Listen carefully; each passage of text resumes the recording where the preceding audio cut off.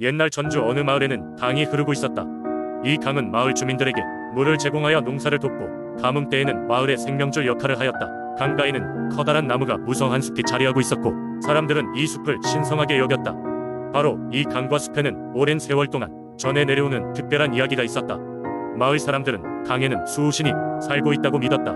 그 수호신은 강바다 깊숙한 곳에서 세상의 변화를 관망하며 마을의 안녕을 지켜줬다고 전해진다. 전설에 따르면 강에는 매년 한 번씩 거센 바람이 불어와 마을을 휩쓸고 지나갔다. 이 바람은 강의 수호신이 순행하던 시기와 맞닿아 있어 사람들은 그 바람을 수호신의 숨결이라고 불렀다. 그해 여름, 유독 마을에 강한 비바람이 몰아치기 시작했다. 마을 사람들은 수호신에게 바치는 제사, 의식을 거행했지만 억센 바람은 멈출 기미를 보이지 않았다. 나뭇가지가 부러져 날아가고 초가집 지붕이 뜬겨 나가는 상황에서도 사람들은 믿음을 잃지 않았다. 그러던 어느 날 마을의 한 소년이 바람을 멈추게 하겠다는 의지를 표명하며 강가로 향했다. 소년의 이름은 수혁이었다. 수혁은 강을 지키는 수호신을 만나러 가겠다고 결심했다. 그는 강가에 도착해 고개를 숙이고 간절히 기도했다. 강의 수호신이시여, 부디 마을을 구원하여 주십시오. 마을 사람들은 수혁의 용기를 믿고 함께 기도하며 강가를 지켰다. 밤이 다가와 어둠이 깔릴 때 강물이 빛을 받으며 흐르고 있었다. 갑자기 강 한가운데 불빛이 일렁거리며 그 위로 작은 형상이 모습을 드러냈다. 그것은 수호신의 모습이었다. 수호신은 은은한 빛을 내며 말했다. 용감한 소년이여, 내가 대담하게도 나에게 다가오다니 너의 진심을 보았다.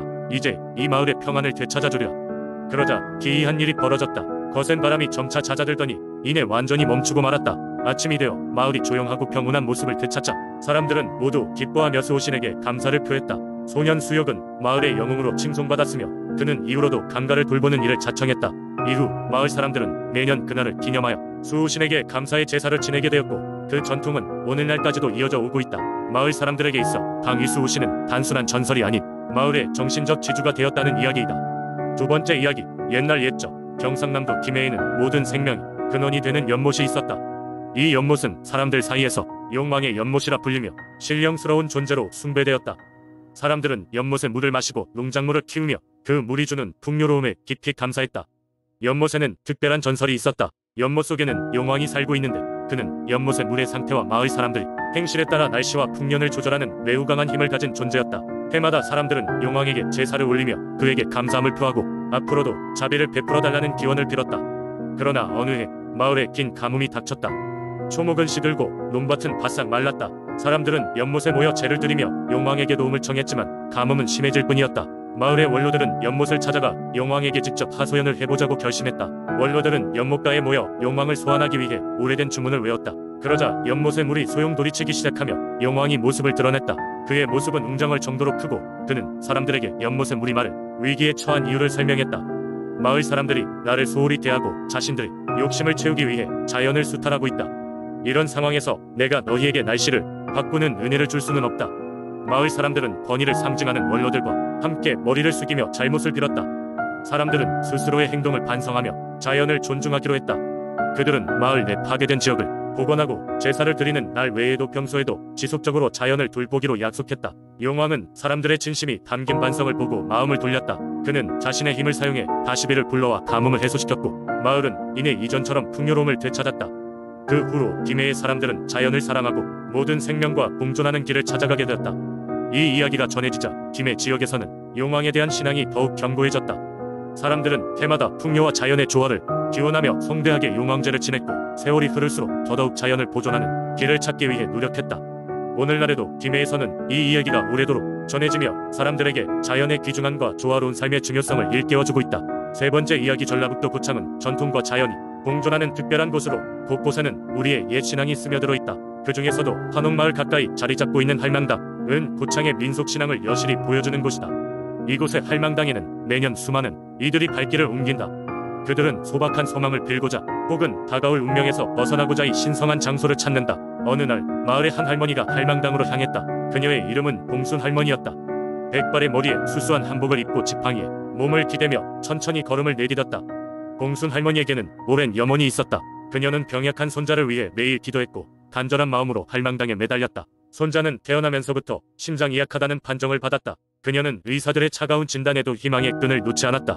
그래서 오늘도 그 희미한 희망을 움켜쥐고 기도로 마음을 모으고자 한다. 빗방울이 하나둘 떨어질 즈음 봉순 할머니는 팔망당에 다다랐다. 작은 초를 켜고 손자의 이름 석 자를 중얼거리며 마음속 깊이 기도를 올렸다. 그녀의 목소리는 나지막했지만 굳건했다. 빗줄기는 굵어졌고 하늘에는 천둥이 울렸다. 그 소음 속에서도 봉순 할머니의 기도는 멈추지 않았다.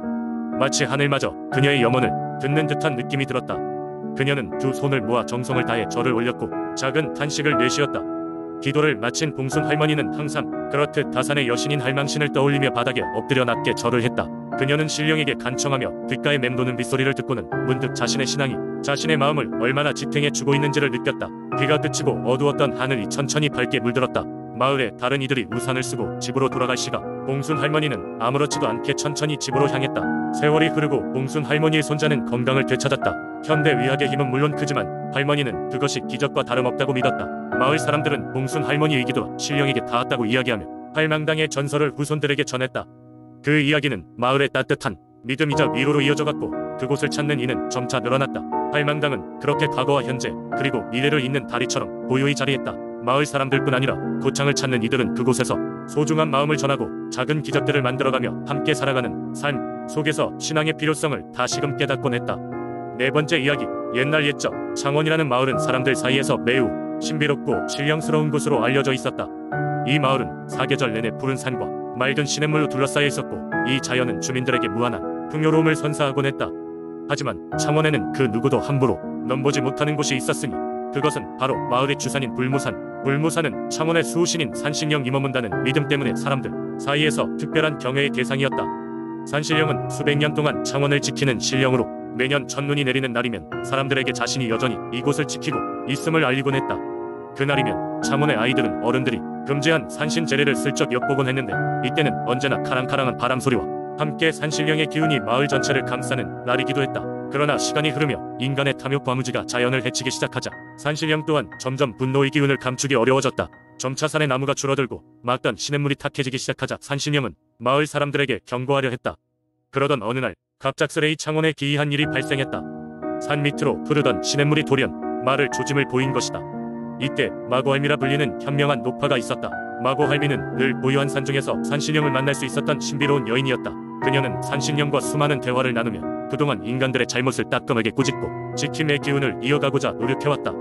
마고할미는 이 사태에 대해 깊은 고민을 하다가 마을 사람들을 불러 모아 자신의 계획을 알렸다. 사람들은 한낱 노파의 말에 회의적이었지만 더 이상 마실 수 없게 될까 두려운 마음에 그녀의 말에 귀 기울이게 되었다. 마고할미는 기나긴 밤이 지난 새벽 몇해 사람들에게 산신령이 가장 좋아하는 음식을 준비하고 산의 정령들에게 삭과의 제를 올리자고 제안했다. 그렇게 마을 사람들은 어렵게 구한 자연 재료들로 산신령을 위한 재래 음식을 만들고 그날 밤 불무산의 중턱에 모여 이를 올렸다. 사람들은 진심을 다해 산신령에게 용서를 구하며 더 이상 자연을 망가뜨리지 않겠다는 맹세도 함께 올렸다. 그 후 놀랍게도 마른 시냇물에서 다시 물이 솟아나기 시작했고 창원은 다시 한번 생동감을 되찾았다.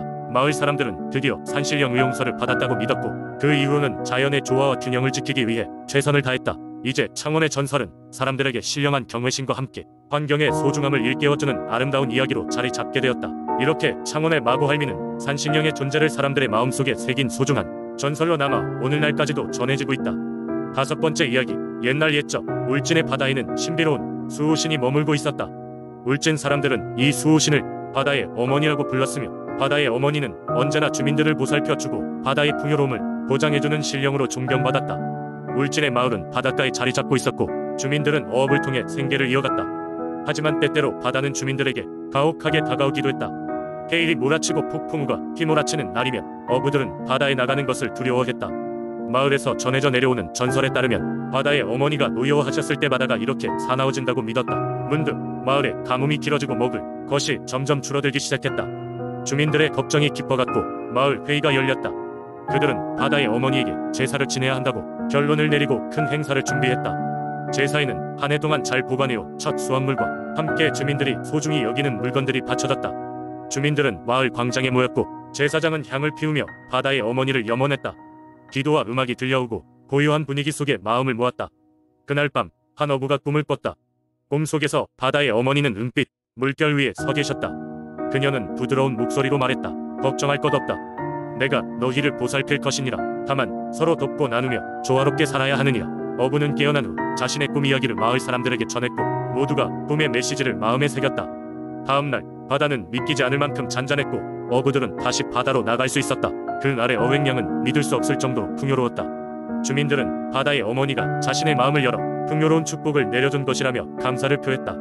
그 이후로 마을 사람들은 서로 돕고 나누는 삶을 더욱 중시하게 되었다. 그 덕분에 울진은 평화롭고 번영하는 마을로 지속될 수 있었다. 울진 사람들은 여전히 해마다 바다의 어머니에게 제사를 드리며 그들의 이야기를 다음 세대에게 전하고 있다. 이 전설은 울진의 민속신앙으로 깊이 자리 잡아 오늘날까지도 마을 사람들의 마음속 깊이 살아 숨쉬고 있다.